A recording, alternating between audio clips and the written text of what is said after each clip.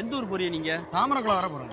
நானும் தாமரக்குளம் தான் போகணும். ஒரு 5 நிமிஷம் இருந்துருங்க, நான் வந்துடுறேன். சரி அண்ணே சொல்லு தம்பி. தாமரக்குளம் போகணும்ண்ணே, வாடகை எவ்வளோ? 70 ரூபா தம்பி. நான் இப்போ ஒரு ஆளை கூப்பிட்டு வந்து தாமரக்குளம் போடணும், வாடகை எவ்வளோன்னு கேட்பேன். 140 ரூபான்னு சொல்றீங்களா? ஏன் தம்பி? அண்ணே இப்போ நான் தாமரக்குளம் போகணும். அங்கே ஒரு ஆள் நிற்கிறாரு, எங்கே போறீங்கன்னு கேட்டேன், தாமரக்குளம்ன்றாரு. அவர்கிட்ட போய் இன்னைக்கு பஸ் வராது, வாங்க நம்ம ஆட்டோவில் போவோம், வாடகை காசு 140 ரூபா, ஆளுக்கு 70 ரூபா பிரிச்சுக்குவோன்னு சொல்லிட்டு கூப்பிட்டு வந்துடுறேன். உன்ட்ட வந்து கேட்டால் நீ 140 ரூபான்னு சொல்லணும். உனக்கு வாடகை காசு நீ வாங்கிக்க, நான் என் ஊரில் சும்மா போய் இறங்கிடுவேன். ஆளை பார்த்தா டம்மி பீஸா இருக்க, பயங்கரமான ஆளா இருக்கேடா. இருண்ணே இப்போ கூப்பிட்டு வந்துடுறேன். சரி கூட்டா. காசு இப்போ இந்த தாமரக்குளத்துக்கு பஸ் தாமரக்குளம் தானே போறிய? நானும் அங்கே தான் போகணும். இருங்க, இங்கே பஸ் ஈஸி எதுவும் ஓடலை. என்ன ஆட்டோலாம் போனான்னு வச்சுக்கோங்க, 140 ரூபா ஆளுக்கு 70 போட்டு போயிடுவோமா? நம்ம விட்டு நம்ம கிட்டே போடுறேன். தாமரக்குளம் வர போகணும். எவ்வளோ? 140 ரூபா. வாங்க போவோம். அண்ணா போட்டுக்கணும், இந்த ஓரமாக போட்டுக்கணும்.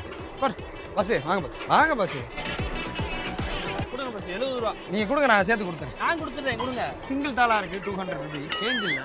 நீங்கள் கொடுத்துருங்க, நான் கொடுத்துறேன். பஸ் நான் கொடுத்துட்றேன். பஸ் நீங்கள் போங்க பஸ். ஒரு மணிக்காதீங்க, போங்க பஸ். சரி பஸ். 200 ரூபா தாள் வச்சிருந்தேன்.